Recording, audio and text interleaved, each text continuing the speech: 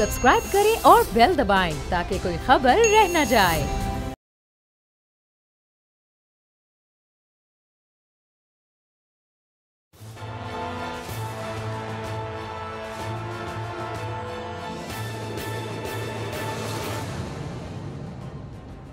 अस्सलाम वालेकुम नाज़रीन, मैं हूं आपका मेज़बान समी इब्राहिम और आप देख रहे हैं प्रोग्राम तजिया। मेरे साथ हैं अलीना इलियास, सदीक साजिद और शहबाज, हमारे सीनियर ये रिपोर्टर्स हैं, साथी हैं हमारे। लेकिन इसके साथ साथ टेलीफोन लाइन पर शिकारपुर से हमें ज्वाइन करेंगे इफ्तिखार अराई हमारे नुमाइंदे, और डीजी खान से जनाब शेर अफगन साहब, वो भी हमारे नुमाइंदे हैं जो बताएंगे वहाँ पे क्या सूरत हाल है। आज ख़बरें इंपॉर्टेंट हैं, पॉलिटिकल ख़बरें भी हैं। शहबाज शरीफ साहब का मामला है, जहांगीर तरीन साहब का एक इशू चल रहा है कि क्या वो कल जो वज़ीर आज़म साहब की हवाले से जो ख़बरें आई कि मुलाकात हुई है अली ज़फ़र साहब की और वहाँ पर शहजाद अकबर साहब भी थे, बड़ी उसमें कंट्रोवर्सी है कि वो मुलाकात हुई है या नहीं हुई, इस पर भी गौर करेंगे।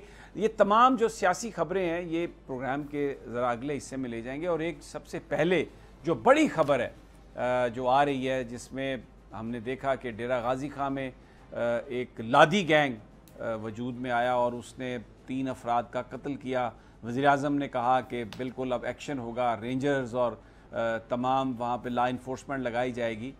वाकई ऑपरेशन कोई हो रहा है या नहीं, यही सूरत हाल सिंध की है। वहाँ पर पुलिस वालों को शहीद किया गया शिकारपुर के इलाके में।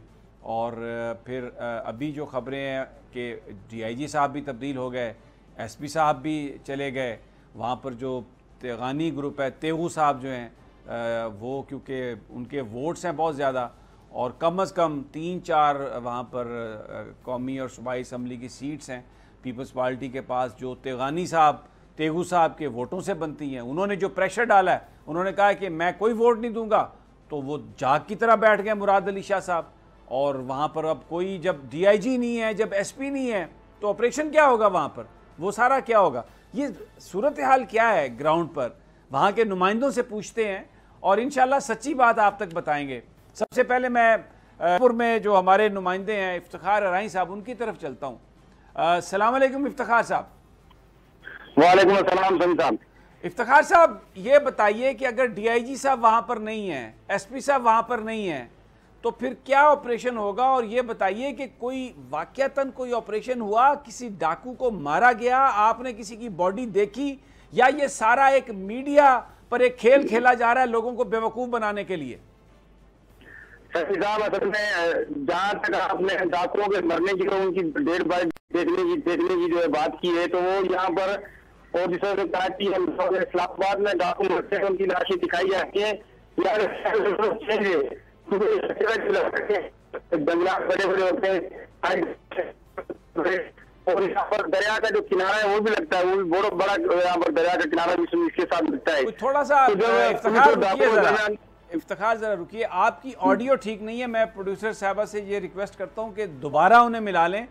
और इसी तरह की कहानी जो है वो इधर भी है, खान में भी हम जो हमारे जो नुमाइंदे हैं शेर अफगन साहब, उनके पास चले जाते हैं, उनसे बात करते हैं कि ये जो लादी गैंग है जो अब एक ही दिन में तो ये वजूद में नहीं आया, तो ये इतना इंतज़ार किया गया कि उन्होंने 3 अफराद को कत्ल किया, उनकी एक वीडियो निकली, एक हाथ पाँव काटे जो वीडियो हम दिखा भी नहीं सकते यहाँ पे, और फिर उसके बाद ये ऑपरेशन की ज़रूरत पेश आई। और क्या वहाँ पर भी कोई ऑपरेशन हो रहा है? और दूसरा सवाल ये है कि इनको सपोर्ट कौन करता है, असला कौन देता है इनको? शेर अफगन साहब, मेरी आवाज़ सुन रहे हैं आप? जी शुक्रिया समी साहब, आपकी आवाज़ बिल्कुल मैं सुन रहा हूँ। ये लादी गैंग डेरा गाजी खान का ये बड़ा मशहूर गैंग है। ये डेरा गाजी खान के ये पहाड़ों में ये लोग रहते हैं, दर्रा फैदोर के इलाके में। 2008 में इस गैंग के खिलाफ पहला मुकदमा दर्ज हुआ और आज 2021 है और 2021 में इस गैंग के खिलाफ मजमूई तौर पर 100 से जायद मुकदमात डेरा गाजी खान के मुख्तलिफ थानों में दर्ज हो चुके हैं। इस गैंग के हाथों पुलिस एहलकार अब तक शहीद हो चुके हैं, जबकि एक बलोच लेवी का एहलकार भी शहीद हो चुका है। ये गैंग तकरीबन 12 साल से इस पूरे खिते में सरगर्म अमल है। इस गैंग की वजह से यहाँ पर एक वहशत सी है इस पूरी पट्टी में। इस गैंग को सपोर्ट करने के हवाले से आपने बात की, इस गैंग को बेसिकली वहां के मकामी सरदार जो हैं या वहां का जो मकामी पुलिस है, उन्होंने सीमेंट फैक्ट्री से भत्ता लेने की खातिर इस गैंग को बनाया, इस गैंग को मजबूत किया, इस गैंग के ऊपर ही डाले गए। आप खुद सोचें समी साहब, इस गैंग के शुरू से लेकर आज तक कभी भी इस गैंग के जो मेंबरान की तादाद है वो 10 से ज्यादा नहीं रही, लेकिन उसके बावजूद ये गैंग जो है ये मजबूत से मजबूत होती गई। अब भी इस गैंग के पास सिर्फ 6 हैं जो बाकायदा तौर पर एक्टिव हैं, लेकिन इनके पास जदीद तरीन असला है, इनके पास रॉकेट लॉन्चर्स हैं, इनके पास हैंड ग्रेनेड्स हैं। अगर खुदा न खास्ता इस गैंग के हाथों अभी हमारे जो वहां पर जवान गए हुए हैं आर्म फोर्सेस के, अगर उनको कोई नुकसान हुआ तो उसका जिम्मेदार कौन होगा?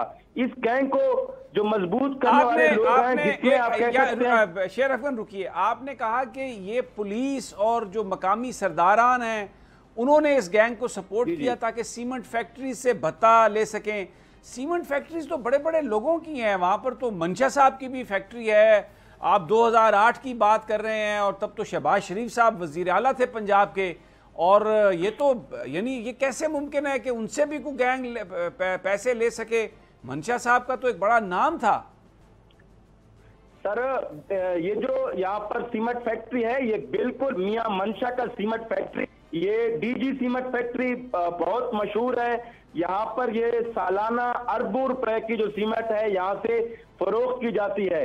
लेकिन जो बदकिस्मती की बात है समी साहब, इस पूरे इलाके में हमेशा नून लीग ने हुकूमत की है, यहाँ पर नून लीग के नुमाइंदे रहे, मगर इस पूरे खित्ते में इस नून लीग ने एक भी गर्ल्स स्कूल नहीं बनने दिया। यहाँ पर बॉयज स्कूल भी यहाँ पर शाद और नादिर हैं, यहाँ के लोगों को तालीम से असल में दूर रखा गया। अब मैं मियां मंशा की बात पे आता हूँ। मियां मंशा इनको क्यों बता देता था, यहाँ के सरदारों को क्यों बता देता है? उसकी वजह यह है समी साहब, उसकी जो मेन वजह है, जहां पर भी कोई फैक्ट्री लगती है, कारखाना लगता है, जहां से रॉ मटेरियल उठाया जाता है, तो वहां के मकामी जो लोग हैं उनकी तालीम पर, उनकी सेहत के लिए और उनको दीगर सहूलियात के फराहमी के लिए वहां के जो फैक्ट्री है, कारखाने हैं, वो खर्चा करते हैं। और यहाँ पर मियां मंशा ने बजाय खर्चा करने की उस मकामी सरदारों को यहाँ पर भत्ता देना गवारा किया। पूरे खित्ते में सीमेंट फैक्ट्री ने यहाँ पर वाटर फिल्ट्रेशन ट्रक बनाना गवारा नहीं किया। सीमेंट फैक्ट्री की फजा की वजह से एक लोग मर रहे हैं। दूसरी जानिब ये जो लादी गैंग है, इसको बेसिकली यहाँ के खोसा सरदारों ने इसलिए बनाया था ताकि सीमेंट फैक्ट्री खौफजदा रहे और उसके साथ साथ ये वक्तन सीमेंट फैक्ट्री के हमला ठीक हो गया। ये मैं आपकी बात समझ में आ गई, लेकिन अब मुझे बताइए कि बनाया नून लीग ने, स्कूल भी नहीं बनने दिए, मान ली ये बात, लेकिन अब तो 3 साल से, पौने 3 साल से तहरीक इंसाफ की हुकूमत है ना, तो ये जो आप मोहसिन सरदार अता मोहसिन का नाम आ रहा है, इनका ताल्लुक कौन सी पार्टी से है? ये कौन सी पार्टी से हैं? सर ये मोहसिन अता खोसा बेसिकली इस मौजूदा इलेक्शन में आजाद हैसियत से इलेक्शन जीते हैं और इलेक्शन जीतने के बाद इन्होंने पाकिस्तान तहरीक इंसाफ में शमूलियत इख्तियार की। समी साहब, ये लादी गैंग जिसको इन लोगों ने मजबूत किया, जो मजे की बात है वो ये है कि आज यही लादी गैंग उनके अपने जान के दुश्मन बन गए हैं। ये जो लादी गैंग ने गुज़िश्ता दिनों जिन 2 अफराद का सफाकाना अंदाज से कत्ल की बुनियादी वजह जो है वो यही सरदार है। अब मैं आपको बताता चलूं कि 2 माह पहले किसी लादी गैंग का एक रुकन जिसका नाम हारून जियानी था, उसको यहाँ के जो सरदार मोहसिन अता खोसा है उनके एक भतीजे ने जाती दुश्मनी की वजह से, ये नहीं है कि लॉ एंड ऑर्डर की वजह से उस बंदे को मरवाया है, अपनी जाती दुश्मनी की वजह से इन 3 अफराद को हायर करके इनको 15 लाख रुपए दिए और उस बंदे को दावत पे बुलाकर मरवा दिया, छुरियों से मरवाया, जिसका लादी गैंग ने अपनी तौर से वो ये कह रहे हैं कि हमने बदला लिया। गलत है, लेकिन मुकामी नुमाइंदे भी हैं, बॉर्डर मिलिट्री पुलिस में इनके नुमाइंदे मौजूद हैं। ये खुद सरदार रिजम खान खोसा जिस पर ये इल्जाम लग रहा है कि उन्होंने उन लादी गैंग के रुकन को मरवाया है अपनी जाती दुश्मनी की वजह से, उनको चाहिए था कि अगर 3 बंधुओं से उन्होंने काम लिया था, अगर उनको उन्होंने अपना सहूलतकार बनाया, चलो ठीक है, अगर इसमें स्टेट का कुछ भला हुआ, लेकिन उन लोगों को सिक्योरिटी देना किसका फर्ज बनता था? अच्छा, इसका मतलब है, मैं आपकी बात समझ गया शेर अफगान, लेकिन मैं आपसे एक जानना चाहता हूँ चीज़, एक सवाल करता हूँ। आपका मतलब ये है कि लादी गैंग को ये जो सरदार साहब हैं इन्होंने इस्तेमाल किया, इन्होंने भत्ता भी लिया, सारा सपोर्ट किया, लेकिन जब उनके अपने किसी आदमी को उन्होंने मारा उस गैंग ने, तो अब जो सरदार अता मोहसिन है उन्होंने फिर अब वो सरकार की मदद से इस गैंग को अगर डिस्ट्रॉय करना चाह रहे हैं तो इसलिए नहीं कि वहाँ पर लॉ एंड ऑर्डर कायम किया जा सके, इसलिए कि क्योंकि अब वो उनके कंट्रोल से बाहर है, तो उसको एलिमिनेट करके डेफिनेटली फिर कोई नया गैंग बना लेंगे। जैसे पहले छोटू गैंग था, फिर ये लादी गैंग आया, अब उसके बाद कोई और परलादी गैंग आ जाएगा, ये कहना चाह रहे हैं आप? बिल्कुल बिल्कुल समीर साहब, अब 100% यही बात है। अब ये गैंग इनके कंट्रोल से बाहर हो गई है, ये आप कह सकते हैं उनके बिगड़े हुए बच्चे हो चुके हैं। अब ये लोग कोई और गैंग लाना चाहेंगे, क्योंकि काफी दिनों से मैं ये सुन रहा था कि मोहसिन अता खोसा वज़ीर आला पंजाब सरदार उस्मान बुज़दार से खुद मिले, उन्होंने वज़ीर आला से ये दरखास्त की कि ये लोग अब हमारे दुश्मन बन गए हैं, अब इस गैंग के खिलाफ ऑपरेशन किया जाए।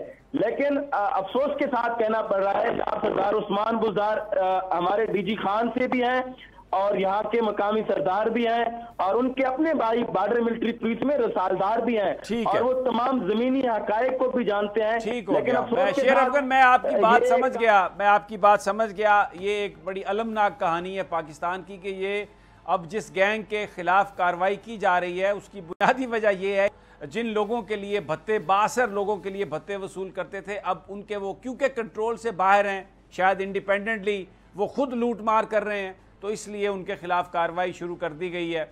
अच्छा शेर अफगान, एक आखिरी सवाल आपसे ये करना चाहता हूँ कि अब वाकयातन कोई वहाँ पे कार्रवाई हो रही है या ये सिर्फ एक दिखावे के लिए गाड़ियाँ जाती हैं वापस आती हैं, और क्या आपके पास इत्तलात है कि वो डाकू उसी इलाके में मौजूद हैं या रोपोश हो चुके हैं? सर बेसिकली इस लादी गैंग के खिलाफ ये पहला ऑपरेशन नहीं है, पहले भी रेंजर यहाँ पर Punjab police, elite force, Baloch levy और बॉर्डर मिलिट्री पुलिस ने मुश्तरका ऑपरेशंस की है इनके खिलाफ, लेकिन कभी भी इनको कोई कामयाबी नहीं मिल सकी। लेकिन ये पहली दफा हो रहा है कि वज़ीर आज़म पाकिस्तान की तरफ से इस चीज का नोटिस लिया गया कि इस गैंग का रहना चाहिए, इस गैंग ने यहाँ के लोगों पर बड़ा जुल्म किया है, यहाँ के लोगों का जीना हराम किया हुआ है। अब यहाँ पर हमें लोगों में ये उम्मीद नजर आ रही है कि शायद इस गैंग का जो खात्मा है वो करीब हो चुका है। लेकिन जहां तक उनके रिपोर्ट होने का ताल्लुक है, तो ये जिस जगह पर मौजूद है ये दरा सफेदो कहलाता है।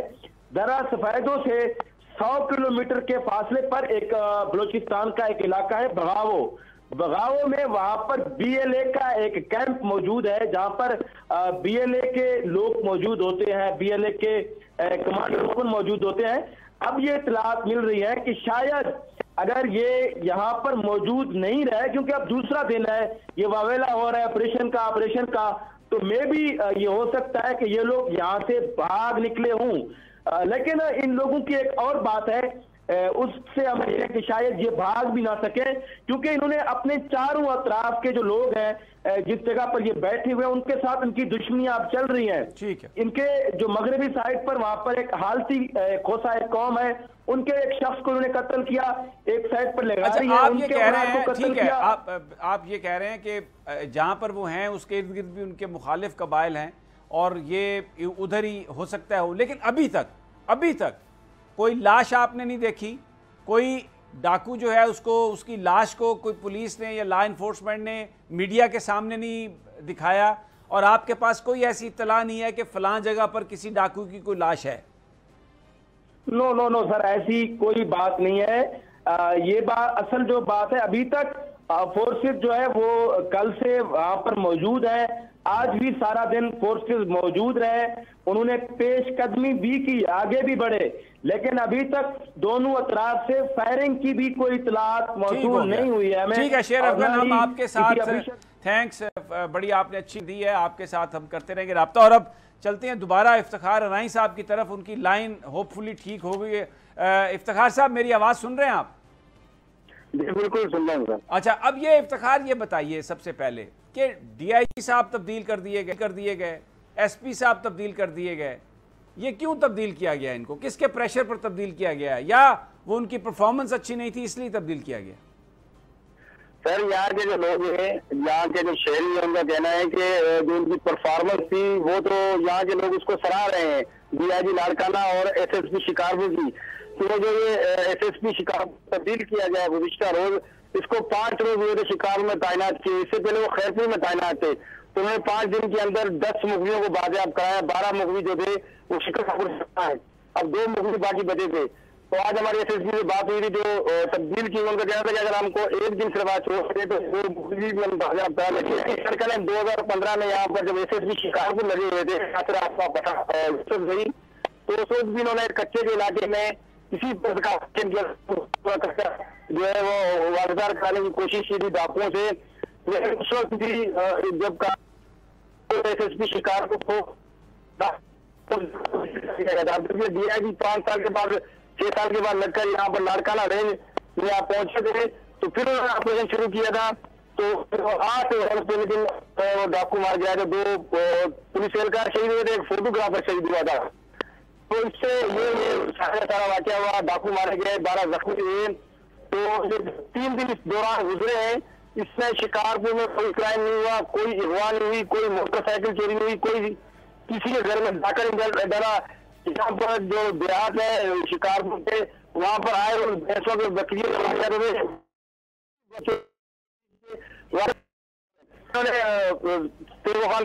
ये बताइए, मुझे इफ्तिखार सिर्फ ये बताइए कि जो डाकू हैं उनके खिलाफ जो ऑपरेशन है ये अब कई दिन हो गए हैं, आपने किसी डाकू की लाश देखी है? खुद आपको दिखाया पुलिस ने कि ये मार दिया हमने और ये वही डाकू हैं?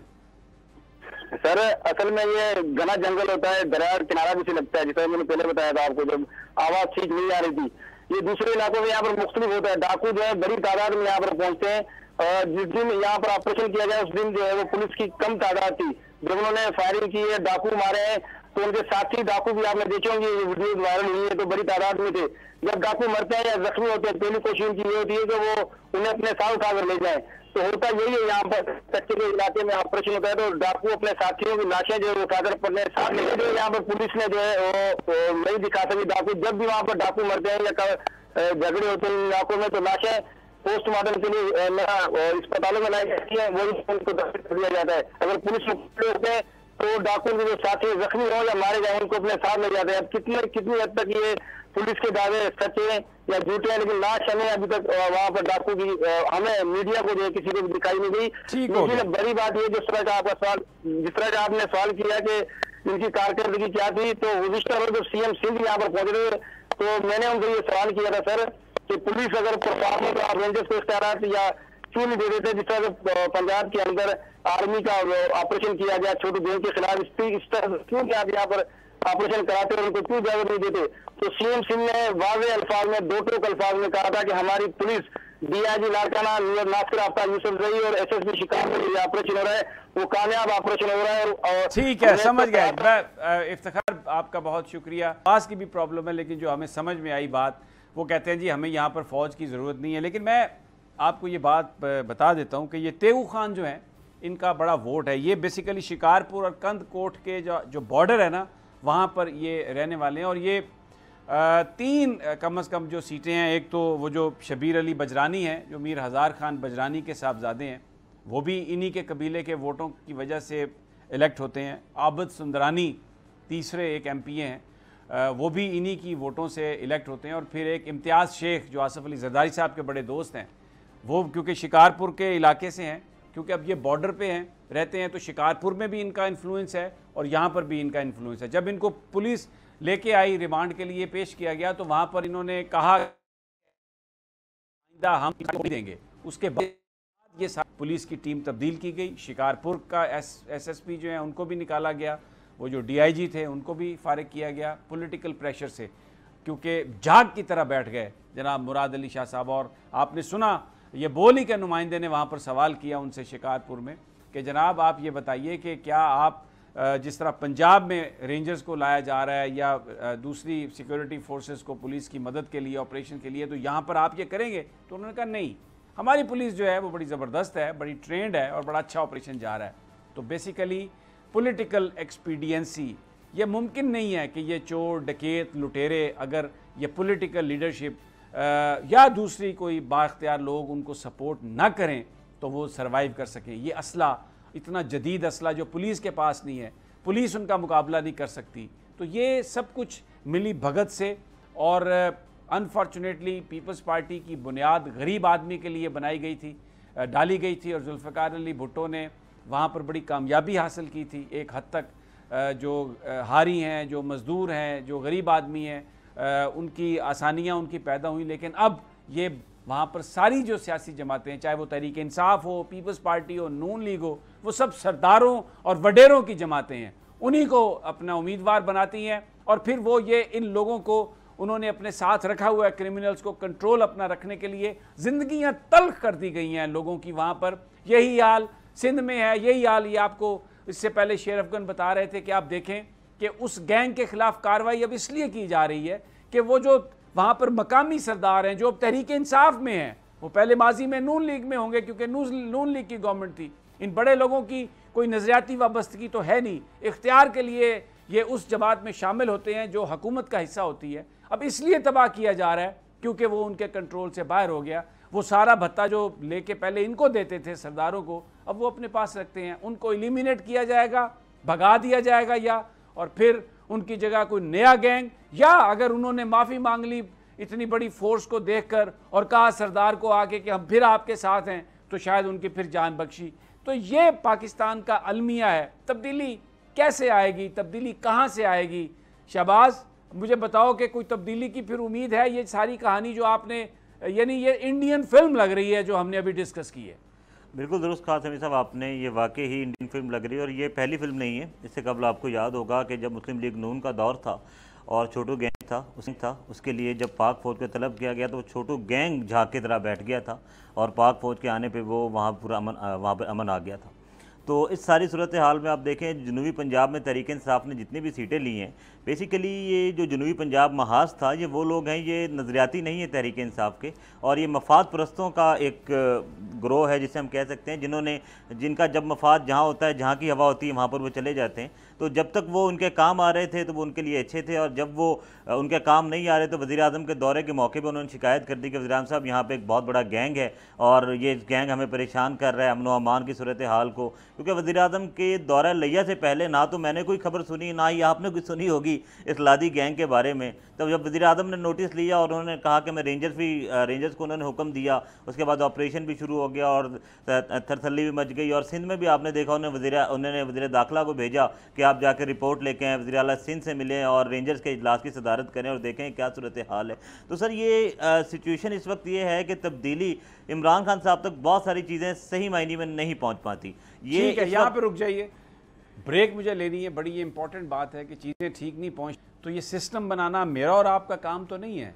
ये काम भी तो वज़ीर आज़म साहब का है कि वो ऐसा सिस्टम बनाएं कि उन तक इन्फॉर्मेशन सही पहुँचे और फिर वो जो भी कार्रवाई करें उसका आवाम को डायरेक्ट उसका फ़ायदा होना चाहिए।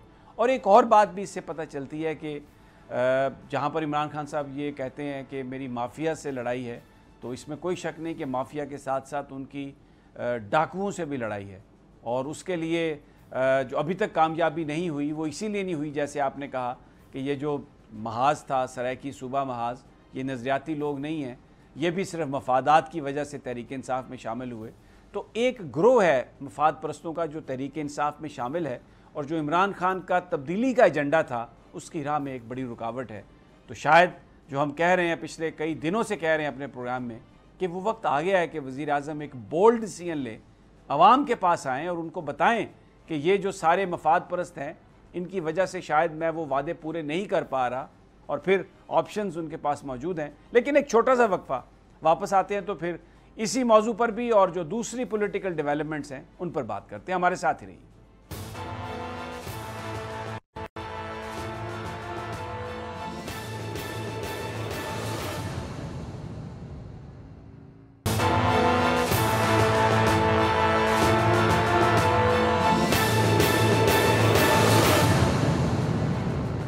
वेलकम बैक नाजरीन। पाकिस्तान की सियासी सूरत हाल पर, आम आदमी की सूरत हाल पर बात कर रहे हैं। देहाती इलाकों में जाएं तो वहाँ पे डाकू राज है, शहरों में आएँ तो वहाँ पे माफिया राज है।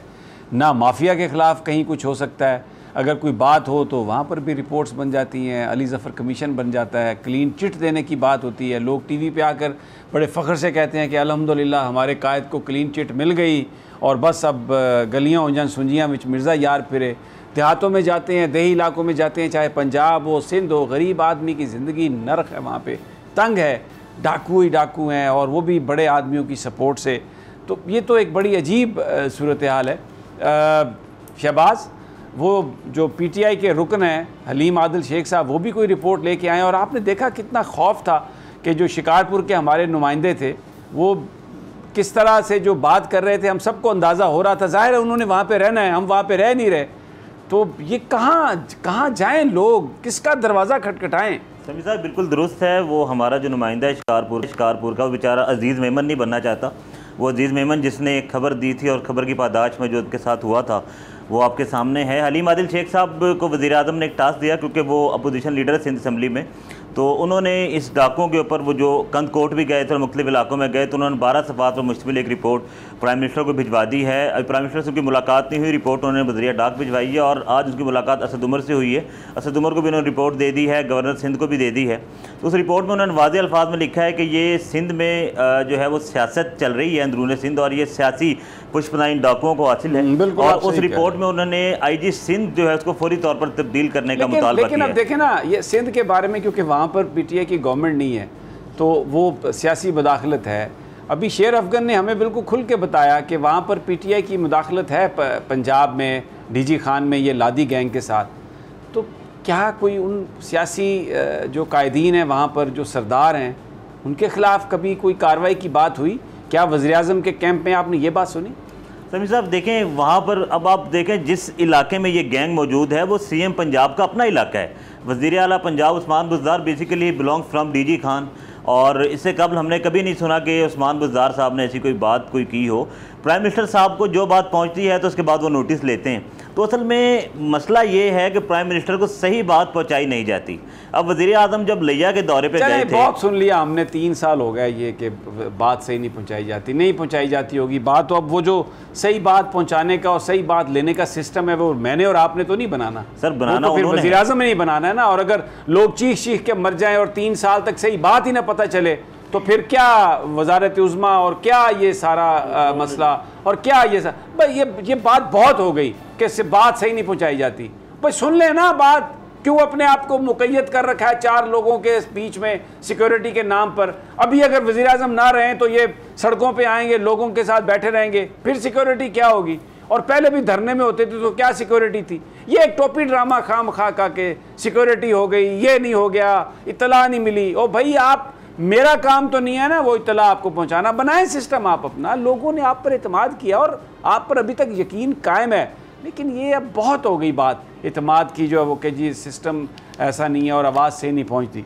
अगली स्टोरी की तरफ चलते हैं। सदीक साजिद, सियासत बताएं, शहबाज शरीफ साहब और मौलाना फजलुर रहमान साहब के बीच में कुछ हो रहा है?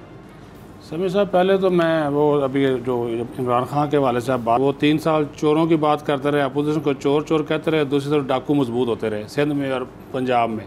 तो वो अब ये सूरत हाल इनके लिए एक बड़ी अलार्मिंग हो गई। और दूसरी बात यह है कि कल से हुक्म दिया हुआ वज़ीर आज़म ने कि ऑपरेशन होगा, लेकिन जो अभी अब नुमाइंदे से सुना है डीजी खान वाले से, वो भी आपके सामने है कि वो जो आप बात कर रहे हैं कि कंट्रोल ही नज़र नहीं आता या सही बात नहीं पहुँचाई जाती।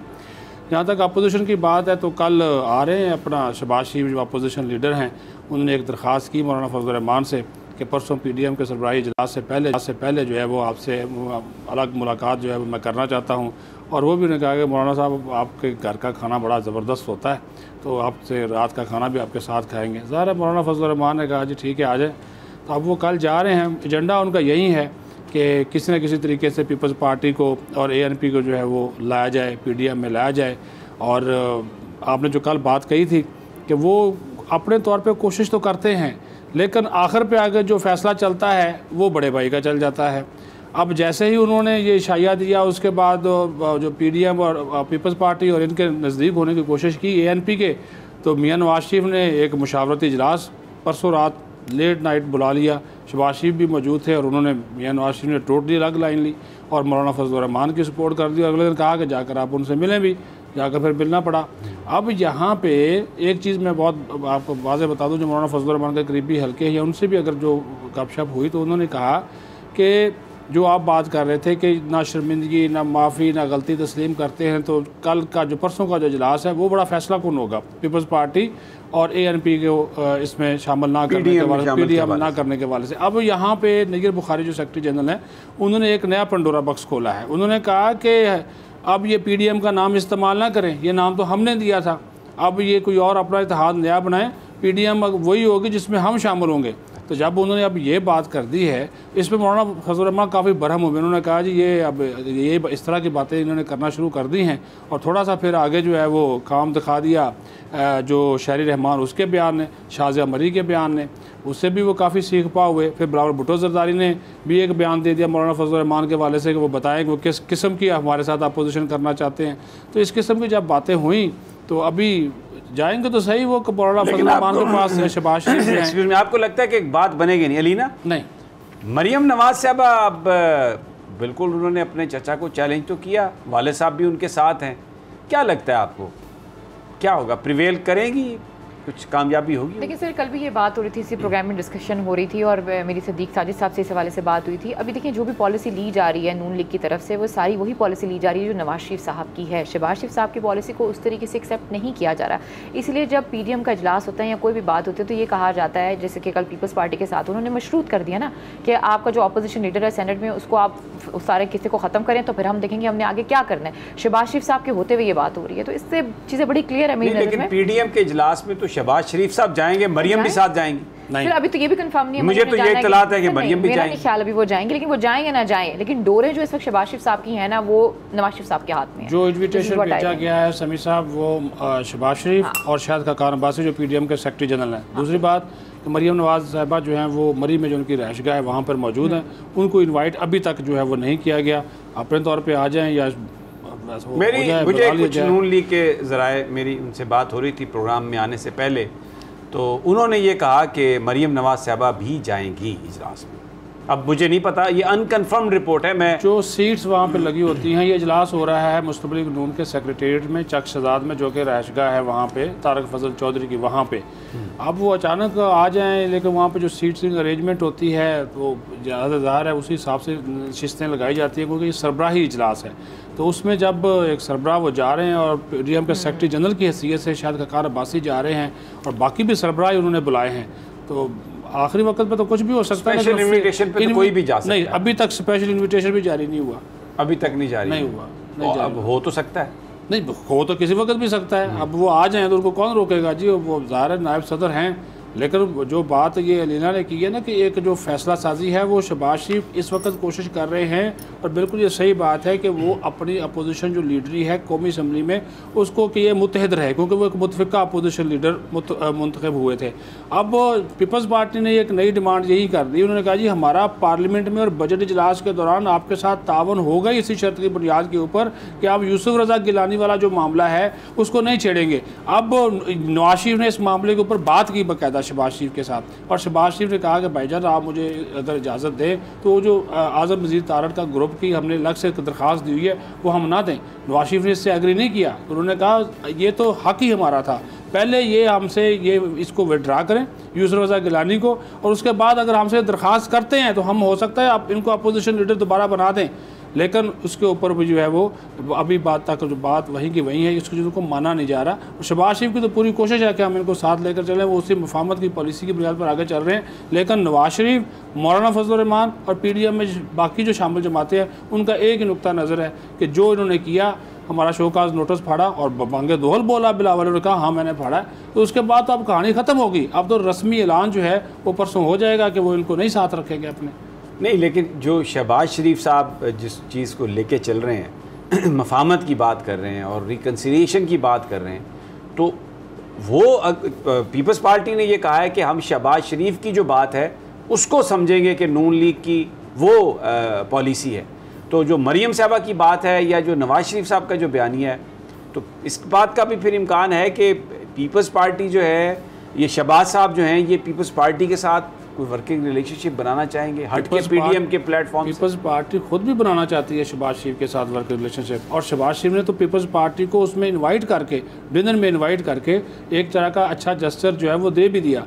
लेकिन बात फिर वही है कि असल जो फैसला करने वाले हैं भाई के सामने, और फिर वो खामोश हो जाते हैं, क्योंकि फिर डायरेक्ट कॉल जो है मरियम की भी जाती है, शायद खान अब्बासी की भी जाती है, थोड़ा सा उस पर वो रिलेक्टेड हो जाते हैं कि चीज़ें बाहर ना निकलें। बाहर भी निकालने वाले खुद होते हैं, कभी राना सनाउल्लाह साहब बयान दे देते हैं, कभी फिर उसके बाद कोई और बयान दे देते हैं। अब यहाँ पे एक और भी खिचड़ी पकी हुई है, पता है आपको, वो जो सरदार या सादक ने लंच दिया चौधरी निसार के एजाज़ में, उसको बड़ी ले दे उन चीज़ों के ऊपर भी सभी साहब हो रही है। उस पर नवाज शरीफ साहब ने सुना बड़ी सख्ती से, जी मरियम ने भी, और काफ़ी इसके ऊपर वो नाराज़गी का इजहार भी किया कि ये ऐसा नहीं होना चाहिए। लेकिन वो जैसे ही वहाँ से हलफ उठाकर निकले, सीधा उनके घर चले गए। उनको बाकायदा इन्वाइट किया गया था। हम अपने इसी प्रोग्राम में कहते रहे हैं कि राना तनवीर, अयाज सादक, साद रफीक दोस्त हैं। अच्छा, एक और मैं देख रहा था कि ये मुझे आप कंफर्म करें कि शहबाज शरीफ साहब ने राजा ज़फ़रुल हक साहब को अपने साथ रखा है और उनके साथ बड़ी मुशावरत और मुलाकात, जबकि आपको पता है कि मरीम साहबा ने तो उनको टिकट भी नहीं दिया सेनेट का। बिल्कुल सही, उनके बेटे के लिए भी सेनेट का टिकट नहीं। तो वो लोग जो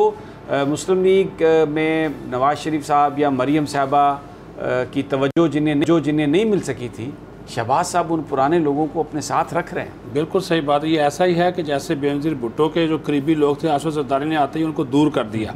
तो ये वही, और वैसे ही जैसे मोहतरमा बेनज़ीर साहबा ने जिस वक्त पार्टी की सदारत संभाली, तो जो नुसरत साहबा के जो करीब थे उनको, और जो भुट्टो साहब के जो पुराने साथी थे जिस तरह जतोई वगैरह, खर वगैरह, उनको फारिग किया था। जी, ये वही ऐसा ही है समीर साहब, बिल्कुल ऐसा ही चल रहा है। और ये राजा ज़फ़रुल हक ज़ाहिर है उनको सेनेट का टिकट भी नहीं दिया। लेकिन जहाँ पे भी शहबाज शरीफ की मुख्तलिफ चीज़ें होती हैं। अच्छा, शहबाज शरीफ ने जो बोर्ड बनाया आज़ाद कश्मीर का, हालांकि राजा साहब का इतना ताल्लुक नहीं था, लेकिन उन्होंने उनको इस बोर्ड में बाकायदा तौर पर शामिल किया। और बहुत से लोगों को जब वो इंटरव्यूज़ कर रहे थे, जिस इजलास में वो खुद नहीं आ सके, उनके इंटरव्यूज़ राजा ज़फ़रुल हक ने किए। तो वो अभी जो डिनर हुआ था उसमें राजा ज़फ़रुल हक को बुलाया गया बतौर, इस तरह का एक एजाज़ी चेयरमैन तो है ना, बेशक जो भी है, लेकिन एक चेयरमैन का होता उनके पास तो है, तो वो रखा हुआ उन्होंने इस तरह के जो दोस्त। बहरहाल बड़ी इंटेलिजेंट मूव्स हैं कि कन्फ्रंटेशन डायरेक्ट अपने भाई से नहीं कर रहे, लेकिन उन लोगों को जिनको नज़रअंदाज मरीम साहबा ने किया, उनको अपने साथ मिला के अपनी पोजीशन मजबूत करने की कोशिश कर रहे हैं। लेट्स सी कि ये आगे कैसे अनफोल्ड होती हैं।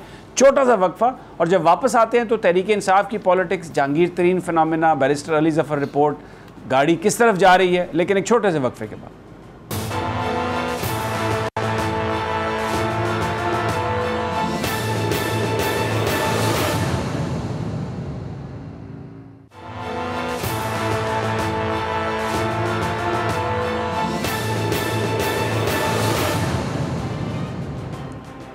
वेलकम बैक नाजरीन। सूरत हाल अब ज़रा तहरीक इंसाफ की बात कर ले। अब माजी में तो हम ये सुनते रहे हैं, देखते रहे हैं, अभी शहबाज भी ये बात कर रहे थे ब्रेक में कि फॉरवर्ड ब्लॉक बनाए जाते थे अपोजिशन में, लेकिन अभी तो हुक्मरान जमात में फॉरवर्ड ब्लॉक बन रहे हैं।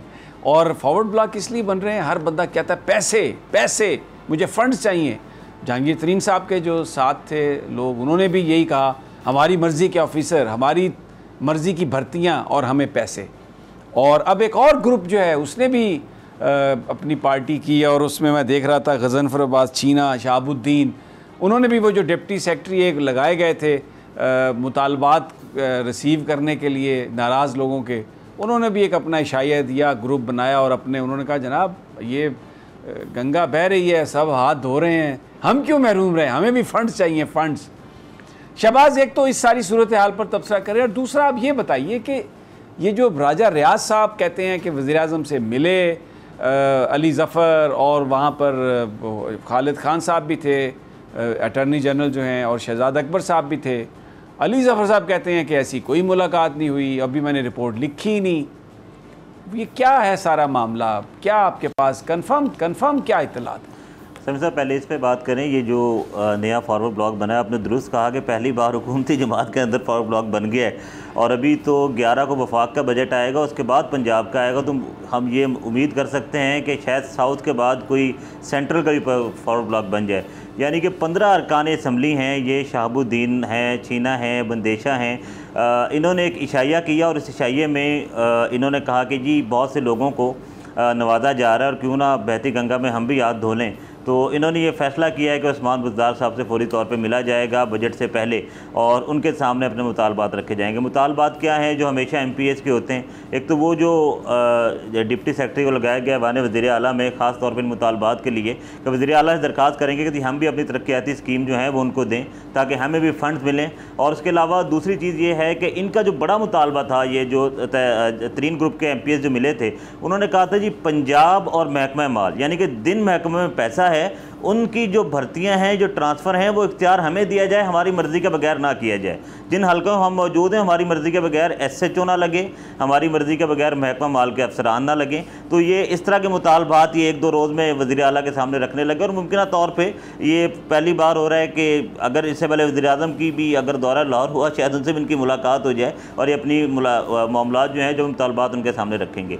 दूसरी बात जो आपने तरीन साहब वाली बात की, मेरे ज़राए भी ये कह रहे हैं कि एक मुलाकात हुई थी और उस मुलाकात में अभी तक अली ज़फ़र साहब ने मुकम्मल रिपोर्ट तो नहीं लेकिन कुछ पॉइंट्स ऐसे हैं जिस पर उन्होंने जो 2 हफ्ते कल, क्योंकि कल मैं आपको कोट बता दूँ, मेरी तरीन साहब से बात हुई है, मैंने उनसे पूछा आपके अली ज़फ़र से कब मुलाकात हुई? उन्होंने कहा जी मेरी 2 हफ्ते कब लाहौर में मुलाकात हुई थी और उस मुलाकात में जो चीज़ें वज़ीर आज़म ने ज़िम्मेदारी लगाई थी अली ज़फ़र की, तमाम बातें उन्होंने 2 हफ्ते कब जहांगीर तरीन से पूछी हैं और उन्होंने मुकम्मल रिपोर्ट नहीं, कुछ पॉइंट्स ऐसे हैं जो उन्होंने वज़ीर आज़म से डिस्कस किए हैं और ज़राए ये बता रहे हैं कि उन पॉइंट्स के मुताबिक जहांगीर तरीन बहुत हद तक उनके लिए पॉजिटिव रिस्पांस मिल सकता है।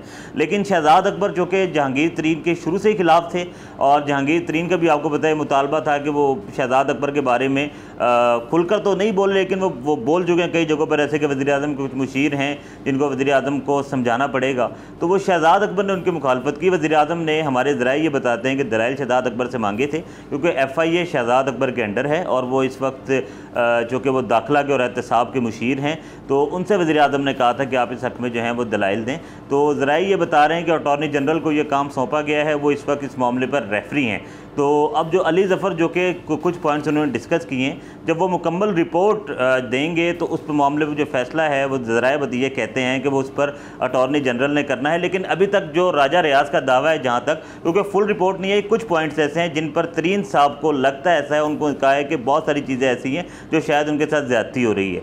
लेकिन सर ज़राए कुछ ये भी कह रहे हैं कि जो हो सकता है कि रिपोर्ट ये मुकम्मल ही ना हो, क्योंकि अगर ये रिपोर्ट मुकम्मल होती है और जिस तरह का क्लेम किया जा रहा है, जो तहरीक इंसाफ का जो एहतसाब का बयानी है, तो कुछ लोग पार्टी के लोग ये कहते हैं कि अगर ये मंजर आम पर आ गई तो इससे पार्टी को डैमेज हो सकता, पार्टी को डैमेज नुकसान होगा, क्योंकि तहरीक इंसाफ के अंदर ये बात चल रही है कि अगर जहांगीर तरीन को क्लीन चिट मिल गई तो एक तासुर ये जाएगा कि डील हो गई है। इस डील के तासुर को ख़त्म करने के लिए हो सकता है कि रिपोर्ट मंजर आम पर ना लाई जाए। कुछ पॉइंट पर डिस्कस हुआ है, अब देखते हैं कि ये रेफरी क्या करते हैं। और कुछ दिनों में मेरी इतला ये है कि अली ज़फ़र साहब जो है अपनी मुकम्मल रिपोर्ट वज़ीर आज़म को देंगे, लेकिन अब इसको पब्लिक करने या ना करने का फैसला वज़ीर आज़म करेंगे। लेकिन तरीन ग्रुप का मुतालबा ये है कि इस रिपोर्ट को पब्लिक किया जाए और इस रिपोर्ट में हक़ाइक़ जो हैं वो आम के सामने लाए जाएँ। लेकिन तहरीक इंसाफ के जो अपने लोग हैं उन लोगों ने मशवरा दिया कि इस रिपोर्ट को पब्लिक ना किया जाए। तो जो जहांगीर तरीन साहब इस वक्त फुल राब्ते में हैं और वो इस्लामाबाद भी आए हुए थे और ज़राए बताते हैं कि उनकी यहाँ भी कुछ मुलाकातें हुई हैं और कुछ राब्ते हैं उनके। ऐसा नहीं है कि राब्ते बिल्कुल ख़त्म हो गए, राब्ते बिल्कुल हैं तरीन साहब के और बातें चल रही हैं। अब देखते हैं आने वाले दिनों में, अब सोच विचार। अच्छा, मुझे ये बात बताइए, आपके सारी बातें मैंने सुन ली आपकी, ज़राए क्या कहते हैं, ज़राए ये भी कहते हैं, कोई ऐसा कोई वज़ीर आज़म के साथी किसी से आपकी बात हुई हो, वज़ीर आज़म ये सोच रहे हैं कि मुझे अगर बजट में नाकामी का अंदेशा हो या ये जो ग्रुप्स हैं इनकी डिमांड्स इस तरह की आ रही हैं जो उनकी फ़िलासफ़ी के ख़िलाफ़ हैं, तो वो कौम से दोबारा रुजू करने पर गौर कर रहे हों, इलेक्शन में जाने की बात सोच रहे हों, या एक बस हू का आलम है, सकूत है और वो बिल्कुल इसी को मैनेज करके अपनी गवर्नमेंट चलाएँगे? समीर साहब, मुझे इतलात ये है कि तरीन साहब ने पॉजिटिव साइन दे दिए, वो बजट में बिल्कुल भी इंटरफेयर नहीं करेंगे और तरीन साहब ने उनके जितने भी अरकान कौमी और सूबाई असम्बली हैं जो उनके ग्रुप के हैं उन सबको उन्होंने बजट में उन्होंने क्लियर कर दिया जी मैं करूंगा। मैं ये कह रहा हूँ कि इमरान खान साहब इस बात पर अब राज़ी हो गए हैं कि मुझे ऐसे ही मैनेज करना है और किसी भी मसले पर कभी भी ये ग्रुप कोई ब्लैकमेल करेगा तो ठीक है, मैं फिर अली ज़फ़र की कोई तरह की एक रिपोर्ट एक बंदे को बनवा के तो फिर इनको भी फारिग कर देंगे। अब चीना साहब के लिए भी एक और कोई अली ज़फ़र साहब की जगह कोई ज़फ़रुद्दीन साहब आ जाएंगे। बस ये कहानी इसी तरह चलेगी और वो जो एक फ़िलासफ़ी थी, वो जो एक नज़रिया था कि कोई मुझे डर नहीं है, हुकूमत जाती है तो जाए मैं एक्शन लूँगा, वो अब अलमारी में दफन हो गया, बंद हो गया। सर कह सकते हैं इसको, ये इस वक्त प्राइम मिनिस्टर अवाम में जाने के लिए मेरी इत्तलात है कि वो अब नहीं जाना चाह रहे, क्योंकि 2 साल वो ये समझते हैं कि 3 साल बड़े मुश्किल गुजार लिए और वो ये समझ रहे हैं कि 2 साल डिलीवरी के हैं।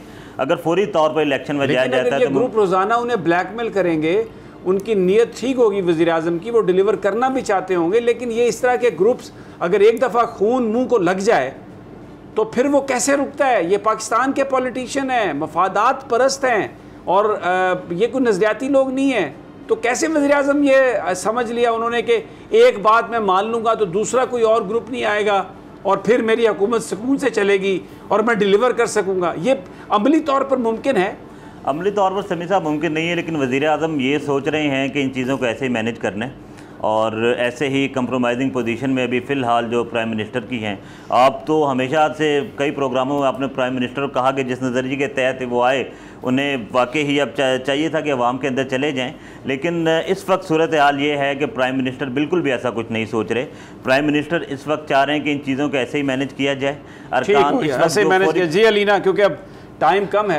अच्छा सर, मैं इतना कहना चाहूँगी, देखिए अगर इमरान खान साहब इस तरीके से चीज़ों को कॉम्प्रोमाइज़ करते रहेंगे ना, तो इस वक्त मुझे ऐसा लगता है कि पंजाब में जो हुकूमत चला रहे हैं वो ये फॉरवर्ड ब्लॉक चला रहे हैं इस वक्त। उसका रीज़न ये देखिए ना, अगर MNA MPA जो है उसके पास ये इख्तियार आ जाता है कि वो SHO DIG अपनी पसंद के अफसरों को लगाएगा, तो फिर जो आपने पहली स्टोरी की थी लादी ग्रुप वाली, तो फिर इसी तरह की एक्टिविटीज़ होंगी, वो उन्हीं लोगों को सपोर्ट करेंगे और ये पूरा जो नेक्सस है वो इसी तरीके से चलता रहेगा। तो मेरे ख्याल में वज़ीर आज़म को कॉम्प्रोमाइज़ नहीं करना चाहिए और जो बात आप करते हैं ना कि अवाम के पास जाना चाहिए, अगर वो ये समझते हैं कि वो सही तरीके से गवर्नमेंट को लेकर चल रहे हैं और वो सादिक और अमीन है और उनके ऊपर कभी हम सबको पता है कि उनकी नीयत पे कोई शक नहीं करता, उनकी जो दयानतदारी है उस पर कोई शक नहीं करता, तो फिर उनको जाना चाहिए अवाम के पास। सदीक साजिद, शहबाज साहब की बातें तो फिर ऐसा लग रहा है कि सच हो रही हैं थोड़ी थोड़ी। वो तो अपनी पार्टी में यही कहते हैं कि आप कुछ ना करें, बस एस्टैब्लिशमेंट के खिलाफ बयान ना दें, खामोशी से बैठे रहें। इस हुकूमत के अपने इतने मसाइल हैं कि उसका बेनिफिट नून लीग उठा लेगी।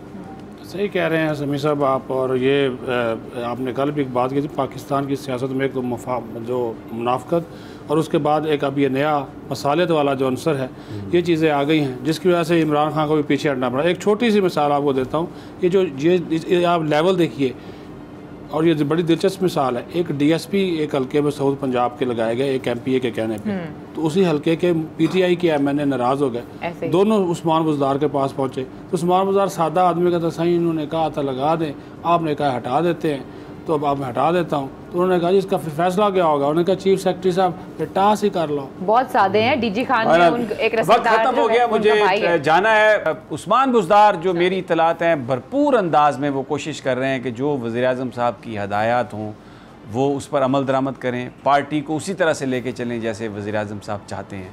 अब आने वाला वक्त बताएगा कि वो किस हद तक इसमें कामयाब होते हैं। इजाज़त दीजिए, कल मुलाकात होगी अल्लाह ने के बाद।